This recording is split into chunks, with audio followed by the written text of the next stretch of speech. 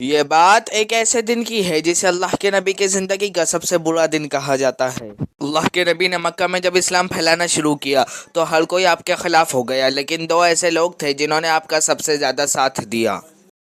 جس میں سے ایک ہے آپ کے بیوی حضرت خدیجہ رضی اللہ تعالی عنہا اور ایک ہے آپ کے چچا ابو طالب۔ لیکن پھر ایک ایسا وقت آیا جب ان دونوں کا ایک ہی سال میں انتقال ہو گیا، جسے کہ عام الحزن کہا جاتا ہے۔ اب جب کہ مسلمانوں کا کوئی ساتھ دینے والا نہیں تھا اور پورا مکہ بھی مسلمانوں کے خلاف ہو چکا تھا، تو اللہ کے رسول نے طائف والوں کو دعوت دینے کا سوچا۔ طائف جو مکہ سے لگ بھگ 85 سے 90 کلومیٹر کے فاصلے پر تھا، جس کے 3 بڑے سردار تھے، اگر وہ تینوں اسلام قبول کر لیتے تو مسلمانوں کو ایک نئی طاقت مل سکتی تھی۔ پھر شروع ہوا ایک نیا سفر، سفر طائف۔ اللہ کے رسول صلی اللہ علیہ وسلم زید بن حارثہ کے ساتھ مکہ سے 85 سے 90 کلومیٹر دور طائف کی طرف روانہ ہوئے اور ان 3 سرداروں کو اسلام کی دعوت دی، جس میں سے کسی سردار نے کہا کہ اللہ کو تیرے ہی جیسا ملا تھا نبی بنانے کے لیے، ہم جیسے کسی سرداروں کو نبی نہیں بنا سکتا تھا۔ تو کسی سردار نے کہا، اگر کبھی تو سچا نبی ہے تو میں تجھ سے بات کر کے گناہ میں نہیں پڑھنا چاہتا، لیکن اگر تو نبی نہیں ہے تو میں تجھ جیسوں سے بات نہیں کرتا۔ اور ہر کسی نے اسلام کو ٹھکرا دیا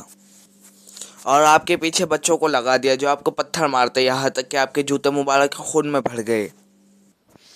پھر اللہ کے رسول صلی اللہ علیہ وسلم ایک انگور کے باغ میں رکے جو 2 بھائیوں کا تھا، جو تھے تو یہودی، لیکن اللہ کے نبی کی ایسی حالت دیکھ کر انہیں بھی ترس آیا۔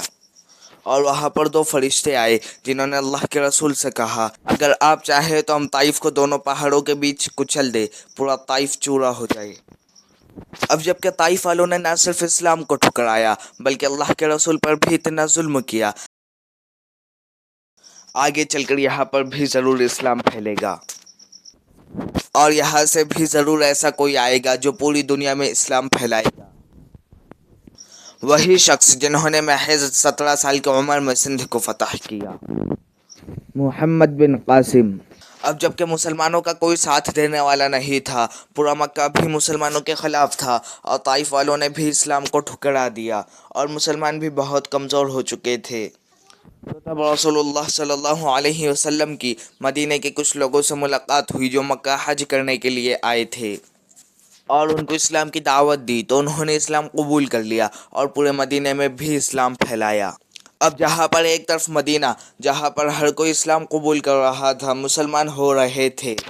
وہیں پر دوسری طرف مکہ جہاں پر مسلمانوں پر اب بھی سخت ظلم ہو رہا تھا، اور اب مسلمانوں کے پاس بس ایک ہی راستہ بچا تھا، ہجرت مدینہ۔